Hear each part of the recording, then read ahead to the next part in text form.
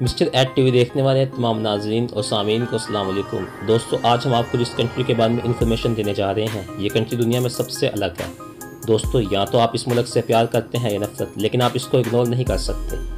दोस्तों, आज की इस वीडियो में हम सैर करने जा रहे हैं मगरबी एशिया यानी मशरिक़ वस्ता में वाक़िया एक ऐसे मुल्क की जहाँ इस्लाम की इब्तिदा हुई थी।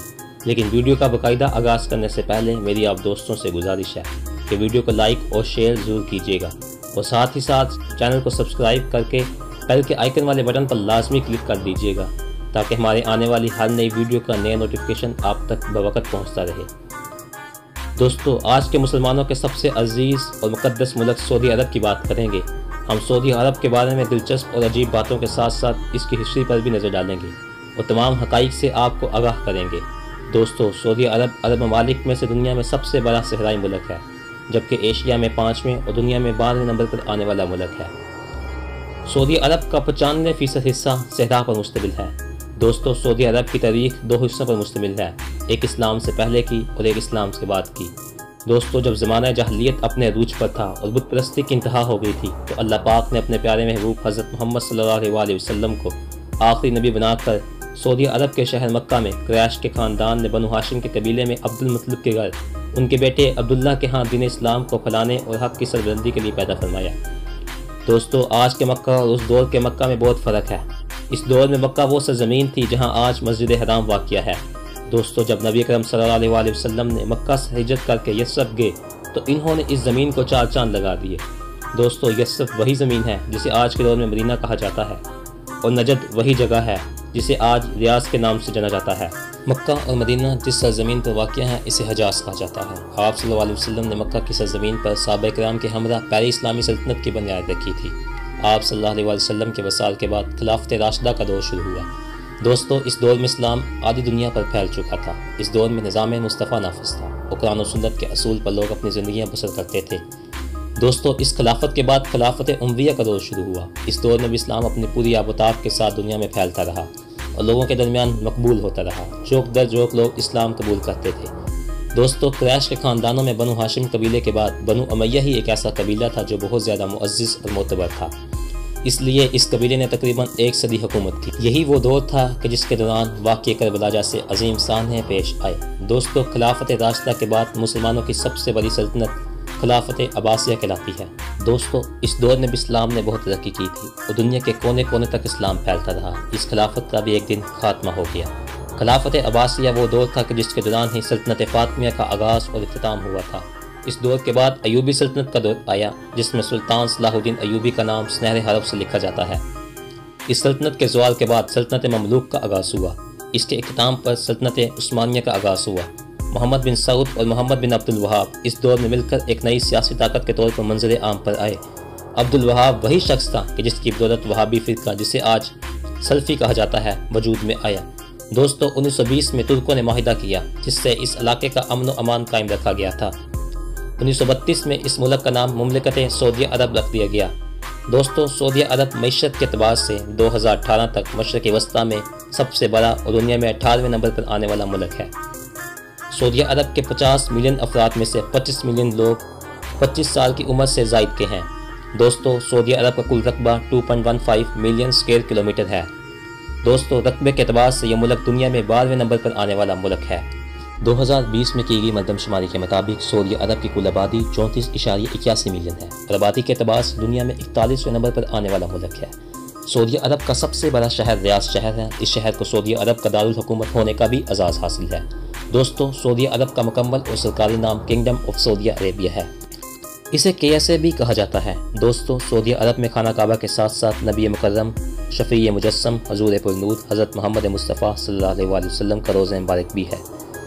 दोस्तों, दुनिया में सबसे बड़ी इबादतगाह खाना काबा और इसके साथ साथ मस्जिद नबवी, जहाँ पर एक साथ 5 लाख से ज़ायद नमाजी नमाज अदा कर सकते हैं, सऊदी अरब में ही मौजूद है।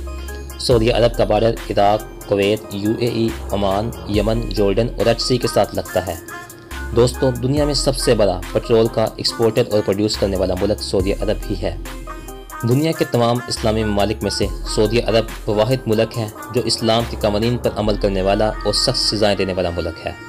सऊदी अरब में कत्ल का बदला कत्ल है। यहाँ पर चोरी करने वाले के हाथ काट दिए जाते हैं। दोस्तों, यहाँ के लोगों के पास इतना पैसा है कि ये सोने के बाथरूम तक बना देते हैं। अयाशी के मामले में इस मुल्क को कोई हरा नहीं सकता। दुनिया में सबसे महंगी शादी करने का रिकॉर्ड भी इसी मुल्क के पास है। यहाँ पर पड़ने वाली गर्मी और लोगों के बीच बसने वाले पैसों की गर्मी कोई नहीं मिटा सकता। दोस्तों, सऊदी अरब वो आखिरी मुल्क है जहाँ पर औरतों को वोट डालने की आज़ादी मिली थी। दोस्तों, इस मुल्क में एक भी नदी मौजूद नहीं है। यहाँ पर कहा जाता है कि पेट्रोल पानी से ज़्यादा आसानी से मिल जाता है। इस मुल्क को बड़े पैमाने पर समुद्री पानी फिल्टर करना पड़ता है ताकि वो इस मुल्क की पानी की कमी को दूर कर सके। सऊदी अरब में हम जिन्स परस्ती को इंतहाई गलत, शर्मनाक और नापसंदीदा काम समझा जाता है। यहाँ पर हम जिन्स परस्ती करने वाले अफराद को सजाए मौत दे दी जाती है। सऊदी अरब में जिना, शराब और मंशियात का इस्तेमाल और इसकी खरीदो फरोख्त पर मुकम्मल तौर पर पाबंदी आयद है। अगर कोई शख्स इसकी खिलाफ वर्जी करता है तो सऊदी हुकूमत इसको सजाए मौत दे देती है। दोस्तों, दुनिया के सबसे अमीर ममालिक में से एक मुल्क सऊदी अरब भी है। कहते हैं कि आपको इस मुल्क में हर जगह पैसों की ताकत और इसका जलवा देखने को मिलता है।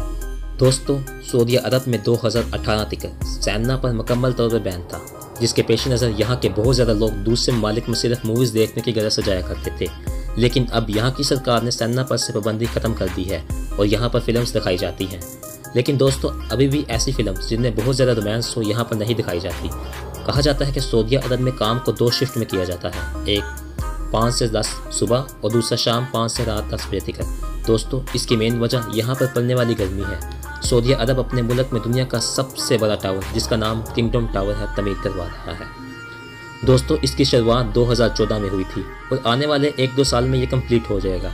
इसकी लंबाई तकरीबन 1 किलोमीटर है। दोस्तों, इसके साथ साथ आपको ये बताता चलूँ कि रियाज में कैमल मार्केट दुनिया की सबसे बड़ी कैमल मार्केट है, जिसमें ना सिर्फ सऊदी ऊँट बल्कि अफ्रीकन ऊँटों की भी खरीदो फरोख्त की जाती है। यहाँ पर एक दिन में कम पेश 100 से ज़ायद ऊँट खरीदो फरोख्त होते हैं। सऊदी अरब की दोस्तों सिर्फ 30% आबादी ऐसी है जो अपना काम करती है। बाकी तमाम अयाशी और दीगर अपने शौक़ को पूरा करने में अपना वक्त सर्फ करते हैं। लेकिन अब इस मुल्क में तलीम को फ़रोग़ हासिल हो गया है। माँ बाप अपने बच्चों को तलीम हासिल करवाने के लिए स्कूल भेजते हैं। दोस्तों, यहाँ पर गैर मुल्की लोगों में सबसे ज़्यादा तादाद में पाकिस्तानी ही आपको नज़र आएंगे। तमाम कंस्ट्रक्शन और ड्राइविंग का काम भी पाकिस्तानी और बांग्लादेशी लोगों ने संभाला हुआ है। दोस्तों, सऊदी अरब में बेबी ऊँट का गोश्त बहुत पसंद किया जाता है। दोस्तों, जद्दा शहर को बेबी ऊँट का प्रोड्यूसर भी कहा जाता है। यहाँ के लोगों के दरमियान तो ये पॉपुलर है ही, लेकिन आजकल इसको पूरी दुनिया में एक्सपोर्ट किया जाता है। दुनिया की सबसे महंगी तरीन शादी भी इसी मुल्क में देखने को मिलती है। यहाँ के लोग अपनी शादियों पर करोड़ों रुपए लगा देते हैं। बड़े बड़े 5 स्टार होटल्स को बुक किया जाता है और यहाँ पर शादियों को 15 दिन तक सेलिब्रेट किया जाता है। दोस्तों, सऊदी अरब के लोगों को ना सिर्फ महंगी महंगी गाड़ियाँ खरीदने का शौक़ होता है, बल्कि इनको VIP नंबर्स लगवाने का भी बहुत शौक़ होता है। ये लोग लाखों रुपए अपने सिर्फ VIP नंबर्स लगवाने पर ही खर्च कर देते हैं। दोस्तों, आपको ये भी बताता चलूँ कि यहाँ पर गैर मुस्लिमों को दफनाने पर पाबंदी आयद है और यहाँ की औरतों पर भी पाबंदी आयद है कि वो ड्राइविंग नहीं कर सकती। लेकिन अब इस पाबंदी को ख़त्म कर दिया गया है और अब औरतें ड्राइविंग कर सकती हैं। दोस्तों, मज़े की बात तो ये आपको मैं बताता चलूँ कि सऊदी अरब के शहर मक्का और मदीने में हज अदा करने के लिए लाखों मुसलमान हर साल तशरीफ़ लाते हैं और यहाँ पर हज के मौके पर जो इज्तिमा होता है वो दुनिया में सबसे बड़ा इज्तिमा होता है। यहाँ पर लोग हज अदा करने के बाद कुर्बानी की रसूमात अदा करते हैं। इसके बाद जो गोश्त होता है वो तमाम मुस्लिम ममालिक के अंदर तकसीम कर दिया जाता है। दोस्तों, ये थी हमारी सऊदी अरब के मतलब एक छोटी सी वीडियो। कमेंट के सेक्शन में ये लाजमी बताइएगा कि आपने सऊदी अरब विज़िट किया है कि नहीं। इसके साथ साथ हमको दीजिए इजाज़त और हमारी वीडियो को लाइक और शेयर ज़रूर कीजिएगा और चैनल को सब्सक्राइब करना ना भूलिएगा। और मिलते हैं दोस्तों नेक्स्ट वीडियो में।